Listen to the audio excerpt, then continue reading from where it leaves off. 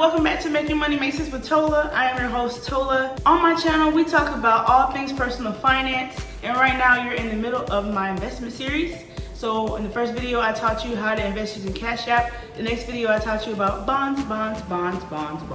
Today, we're talking about systematic risk, which is inherent to the system and cannot be avoided by diversifying your portfolio, meaning that these are things that are gonna happen to anyone at any time, at any investment, and sometimes you just can't avoid it.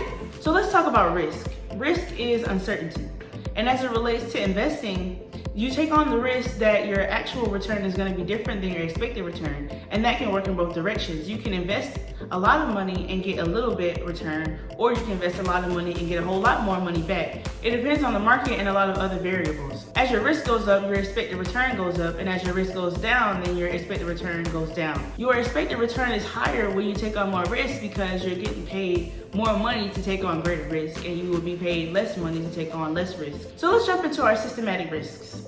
Purchasing power risk is a risk that inflation will cause prices to rise, and a dollar today will not be able to buy you the same amount of goods and services as it will tomorrow. Next is reinvestment rate risk. It is the risk that you won't be able to reinvest your money at the same rate as your current investment rate.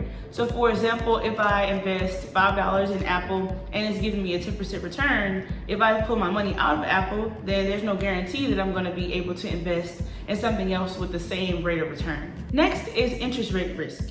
So interest rate risk is the risk that changes in interest rate will inversely impact the price of bonds and equities. So let's say you have a 30-year, $10,000 bond with a 4% interest rate. So people are willing to pay a certain price to get 4% of their investment back as interest. So let's say tomorrow they release bonds with a 5% interest rate. The price of your bond is going to go down because people are willing to pay less for a 4% bond than a 5% bond. So as interest rates go up, prices go down. Let's talk market risk. Market risk is the risk that in the short term, fluctuations in the market are going to also fluctuate the prices of securities. Many securities correlate with the market, so when the market goes up, prices go up. But when the market goes down, then prices also go down.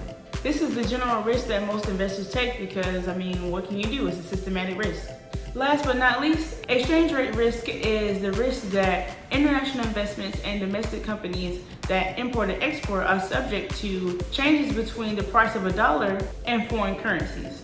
So for example, let's say you buy a bond in Japanese yen. So it's gonna cost you $100, which is equivalent to, let's say, 100 yen. This is not the real rate, but we're using this as an example. So let's say the American dollar gets stronger than Japanese yen by 10 cents.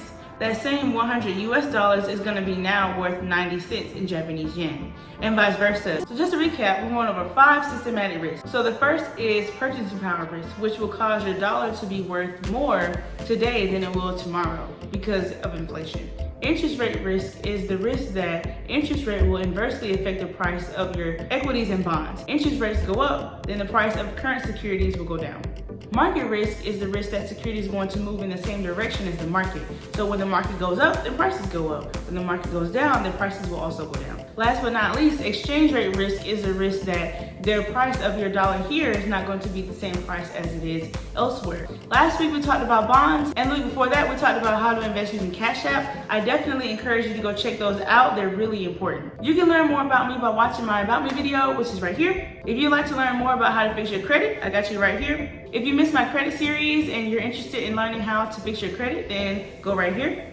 If you want to watch a music video about me and my journey with secured credit, then you want to click here.